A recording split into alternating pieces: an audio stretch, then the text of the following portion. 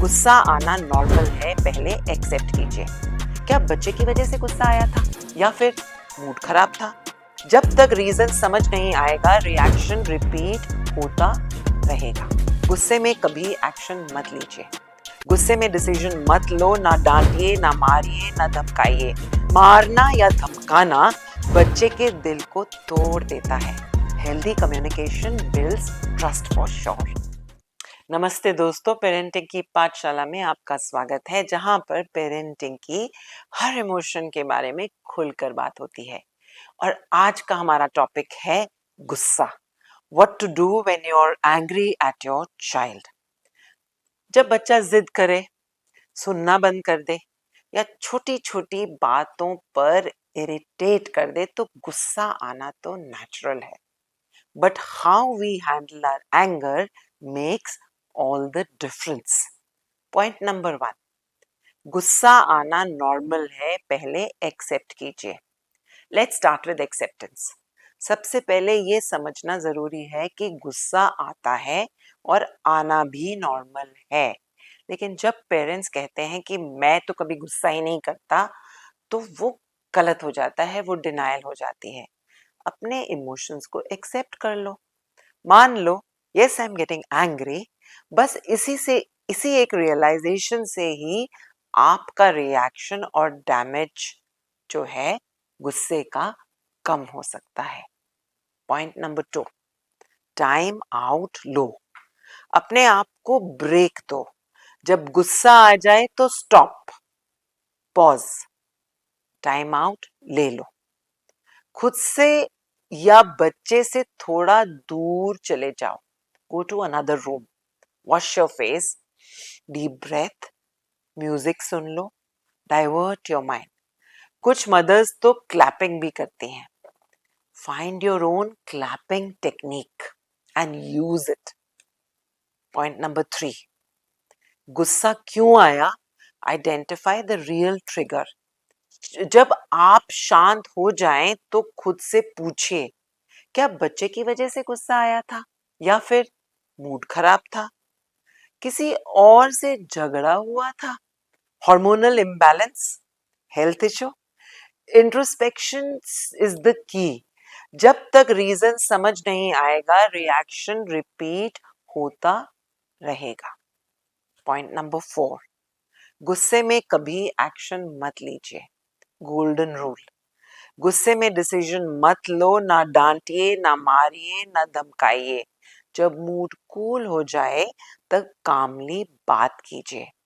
आप कह सकते हो, I am angry right now, I talk to you in 10 minutes. आप दूसरे कमरे में चले जाओ। Because anger fades, but human actions का जो इम्पैक्ट होता है वो लॉन्ग टर्म होता है, एंड स्पेशली ऑन चिल्ड्रन।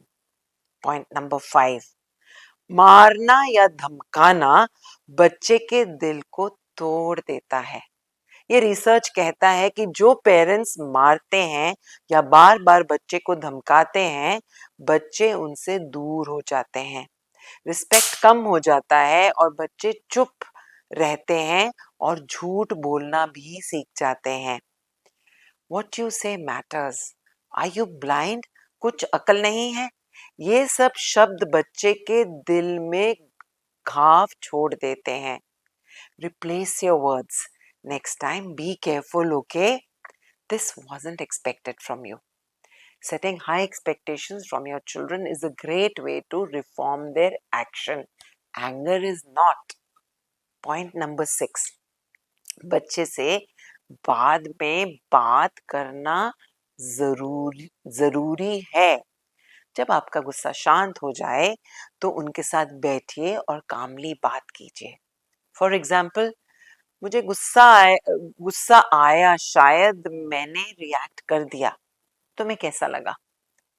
तुम क्या चाहते हो कि मैं इसको कैसे हैंडल करूं? इस तरह से जब आप बच्चे को ही उनकी गलतियों में इन्वॉल्व कर लेते हो तो वो भी सोचता है, समझता है। Healthy communication builds trust for sure. Point number 7, rules and boundaries को पहले ही एस्टैब्लिश कर दो ना। बच्चे को जब रूल्स के बारे में पता होगा कि for example no TV before homework, meal time is family time, या फिर नाइट आउट्स आपको हफ्ते में एक बार अलाउड है या अलाउड ही नहीं है, एक म्यूचुअली अग्रीएबल रूल बुक बच्चे के लिए शुरू में ही बना लीजिए, जिससे बच्चे जो हैं बाउंड्रीज को समझ जाएंगे, तो गुस्सा, कॉन्फ्लिक्ट या क्लैश की जरूरत ही नहीं पड़ेगी। पॉइंट नंबर 8, ध्यान से सुनिए, रोल मॉडल बनिए। अगर आप दूसरों से कामली बात करते हो, पेशेंस से दूसरों को हैंडल करते हो, तो बच्चा भी वही सीख लेगा। बच्चा सीखता है देखकर, सुनकर, तो गुस्सा कैसे हैंडल करना है वो भी आपको देखकर ही बच्चे सीखेंगे। पॉइंट नंबर 9, अपना ख्याल रखना बहुत जरूरी है। Self care, self care, self care. अगर आप थक जाते हो, स्ट्रेस्ड हो, एग्जॉस्टेड हो, तो गुस्सा और भी जल्दी आएगा। अपने लिए टाइम निकालिए, गुड स्लीप, हेल्दी फूड, थोड़ी सी वॉक, थोड़ा सा फन, थोड़ा एंटरटेनमेंट, ये भी पेरेंटिंग का ही पार्ट है।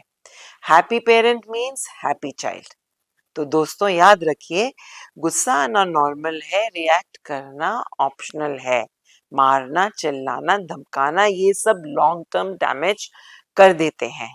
Control yourself before correcting your child.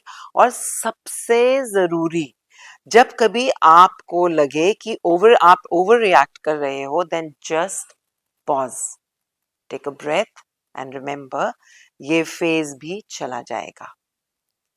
आप बताएं कि आप कैसे गुस्से को हैंडल करते हैं।